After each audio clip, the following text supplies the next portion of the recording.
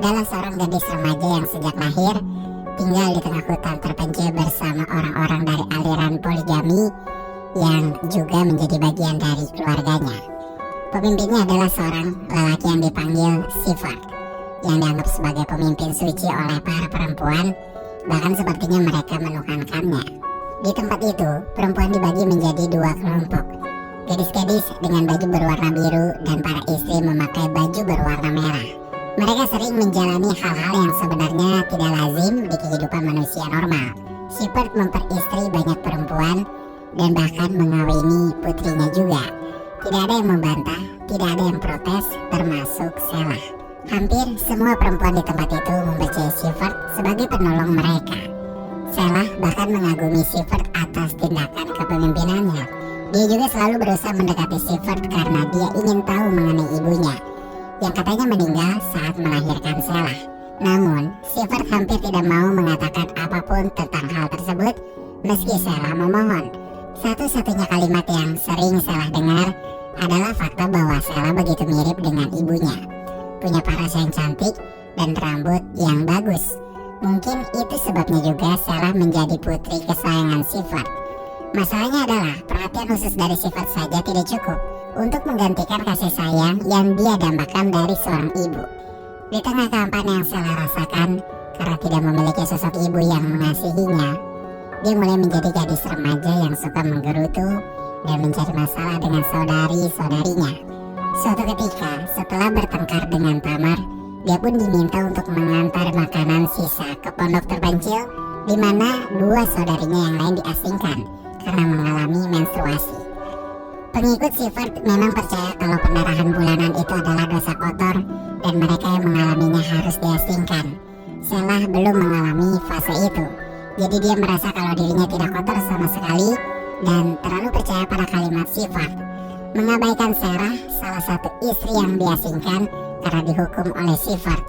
Sarah sering memperingati Shelah kalau jangan terlalu percaya pada Siffert jika tidak ingin kecewa.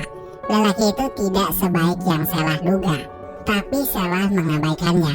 Dia pikir Sarah hanya iri dan marah karena Siffert membuangnya dan menganggapnya sebagai benda yang rusak. Beberapa hari kemudian, setelah proses mandi yang juga disebut penyucian, Shelah diperintah untuk menggembala domba-domba ke perbukitan.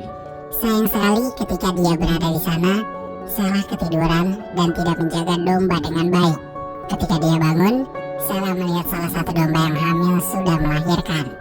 Induk domba mati, sementara anaknya berhasil dilahirkan dan terlihat rapuh. Shelah memandanginya dan menyadari bahwa sesuatu mengalir keluar dari tubuhnya. Dia mengalami menstruasi pertama. Syok dan kesal, Shelah yang emosinya jadi bercampur malah membuatnya membunuh anak domba yang baru lahir. Ketika dia kembali, Shelah mengaku kalau domba itu dibunuh oleh anjing liar. Meski para istri tidak mempercayai pengakuan Shelah saat dia dibawa ke gereja, tapi Siffert memaafkannya. Shelah tidak memberitahu sama sekali kalau dia mengalami menstruasi. Dia berusaha menutupi kejadian itu agar tidak diasingkan dari yang lain. Beberapa waktu kemudian, saat malam sudah sangat larut, Shelah yang belum tidur secara tidak sengaja mendengar seorang petugas polisi yang datang memperingati Siffert untuk segera pindah bersama kelompoknya ke tempat lain jika tidak ingin ditangkap.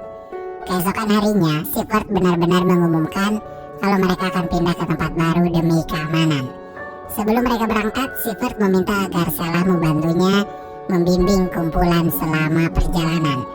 Kelompok itu dengan domba-domba dan anjing gembala milik mereka pergi melintasi hutan, berusaha untuk tidak melalui jalan raya. Mereka berkemah semalaman untuk beristirahat. Saat di kemah itu, Shelah bermimpi buruk mengenai menstruasi dan terbangun dengan nafas terengah-engah. Keesokan harinya, saat perjalanan mulai dilanjutkan, mereka melihat rumah yang sepertinya sudah sangat lama dibiarkan terbengkalai. Shelah dan Tamar memasukinya untuk melihat-lihat, tapi kemudian Siffert menegur mereka dan meminta keduanya keluar. Padahal Shelah pikir kalau mereka bisa tinggal di tempat tersebut, setidaknya bermalam sebentar karena rumah itu cukup hangat. Namun Siffert menolaknya dengan mengatakan kalau rumah itu adalah rumah yang rusak dan dibuat oleh orang-orang yang rusak juga keimanannya. Shelah tidak bisa membantah lagi. Dia dan Tamar kembali ke rombongan yang sedang membangun kemah di belakang rumah terbengkalai tersebut. Sebenarnya Sheila tetap ingin berada di rumah itu. Dia tertarik dengan potret danau yang terpajang di dinding, yang bagi Sheila sangatlah indah. Ketika dia sedang melihat-lihat, salah satu istri mendatangi Sheila dan menunjukkan tanda lebam seperti bekas cekikan di lehernya. Sheila tidak paham dan tidak juga mengetahui apa yang terjadi. Hingga keesokan harinya, Sheila ketahuan mengalami menstruasi dan secara otomatis diasingkan karena dianggap tidak murni. Dia pun jadi berteman baik dengan Sarah, salah satu istri yang juga diasingkan. Bukan karena menstruasi, tapi karena dihukum, yang menurut Siffert karena kesombongan Sarah. Siffert memotong rambut Sarah dan mengatakannya sebagai benda rusak sebelum dia ditempatkan di pengasingan. Awalnya Sheila tidak percaya pada Sarah, tapi ketika Sarah mulai berbicara tentang ibunya, Sheila mendengarkan dengan baik. Dulu Sarah dan ibunya Sheila bergabung ke kelompok Siffert di waktu yang sama.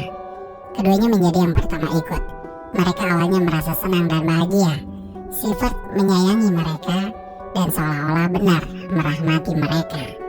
Sayang sekali itu hanya awalnya saja sebelum Siffert mengubah surga kehidupan yang Sarah dan ibu Sheila bayangkan menjadi neraka yang menyiksa jiwa mereka. Sarah juga mengungkap kalau ibunya Sheila bukan mati karena melahirkan Sheila. Perempuan itu masih hidup selama beberapa hari dan merawat Sheila yang masih bayi. Tapi beberapa hari kemudian terjadi infeksi. Siffert bilang itu adalah ujian iman untuk ibunya Sheila dan sama sekali tidak membawa perempuan malang itu ke rumah sakit walaupun kondisinya terus memburuk. Pada akhirnya, nyawa ibu Sheila tidak bisa diselamatkan dan mati dengan tragis akibat infeksi. Sheila terdiam. Ketika perjalanan dilanjutkan, Sheila melihat sebuah mobil melintas dan membayangkan dirinya menjadi gadis remaja normal yang menaikinya dan memakai baju normal. Sheila memimpikan kehidupan semacam itu. Kehidupan yang benar-benar normal daripada hidup bersama kumpulan. Namun jelas Sheila tahu kalau dia tidak bisa melakukan karena dia tidak kenal kehidupan normal. Sejak dia lahir, dia hanya tahu kehidupan kumpulannya yang aneh tersebut. Semakin dekat Sheila dengan Sarah, sebenarnya ada kesadaran kalau Siffert tidak sepenuhnya benar.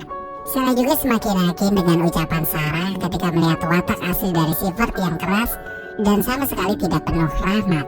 Salah satu istri yang sedang hamil akhirnya melahirkan secara prematur di perjalanan. Kelahiran itu membuatnya meninggal. Sarah menyalahkan Siffert dan menyebut nama asli laki itu yaitu Michael. Siffert sempat terdiam mendengarnya sebelum melanjutkan ritual pemakaman dengan membakar jenazah. Anaknya yang berhasil dilahirkan memiliki jenis kelamin laki-laki. Siffert pun ingin membuangnya karena hanya boleh ada satu penjantan di kumpulan. Sarah tidak mau melakukan itu. Jadi dia pergi meninggalkan kumpulan dan membawa si anak laki-laki. Sebelum dia pergi, Sarah berpesan kepada Sheila kalau dia harus selalu ingat bahwa dirinya kuat, sangat kuat, begitupun saudari-saudarinya. Sarah pun pergi menjauh dan benar-benar meninggalkan kumpulan. Sementara Sheila, keyakinannya pada Siffert semakin luntur ketika dia melihat Tamar ditendang dan dipukuli hanya karena menunjukkan jalan. Tidak ada lagi rasa percaya yang tersisa di dalam dada Sheila untuk pemimpinnya itu. Semuanya telah berganti dengan kemarahan dan kekecewaan. Meski pada akhirnya kumpulan tersebut sampai di danau yang ada dalam potret di dinding rumah sebelumnya, Sheila sama sekali tidak senang. Siffert menyebutnya sebagai Eden yang baru. Menyadari kalau iman para pengikutnya agak terguncang, Siffert pun membaptis ulang semuanya. Ketika giliran Sheila, dia berfantasi kalau dirinya ditenggelamkan dan tewas. Namun kenyataannya tidak begitu. Siffert menariknya kembali ke permukaan dan mencium keningnya. Pada malam hari, selesai makan malam dan yang lain tertidur, Siffert memanggil Sheila ke tendanya. Tamar sebenarnya sempat melarang, tapi Sheila tetap pergi. Dia ternyata diperkosa oleh Siffert dan menjadi syok. Sheila pun mulai berfantasi mengenai saudari-saudarinya yang ikut bersamanya membunuh Siffert. Ketika Sheila kembali ke tendanya, dia bercerita kepada saudari-saudarinya mengenai sebuah kisah perempuan pemberani yang menemukan kebebasan. Cerita yang terinspirasi dari Sarah. Meski Sarah tahu kalau ketahuan akan berakibat dihukum oleh Siffert, tapi sekarang dia tidak punya rasa takut lagi dan tetap melanjutkan cerita tanpa mempedulikan peringatan dari saudari-saudarinya. Lagi pula mereka semua tetap mendengar Sheila bercerita sampai semuanya tertidur. Keesokan paginya, ketika semua gadis bangun dan keluar dari tenda mereka, mereka menemukan bahwa ibu mereka telah menghilang semuanya. Shelah tahu apa yang terjadi. Pasti Sivert telah membunuhnya. Namun Sivert sama sekali tidak mengakui hal itu. Dia malah menyebut bahwa para istrinya telah naik ke kehidupan abadi dan yang tersisa hanya baju-baju mereka. Untuk itu semua gadis harus menggantikan ibu-ibunya. Sivert meminta agar Shelah mendekat untuk diberikan rahmat. Tapi meski Shelah mendekat, dia dengan penuh kebencian mengatakan kalau Sivert bukanlah gembalanya dan mereka tidak akan pernah menuruti Sivert lagi. Sivert menamparnya, tapi dengan penuh keberanian juga Shelah menampar balik.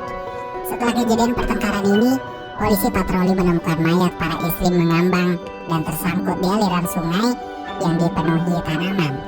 Di hutan, mayat Sivert pun ditemukan tergantung di antara dua pohon, di mana sepasang tanduk domba jantan ditempelkan di kepalanya, membuat Sivert terlihat seperti manusia domba.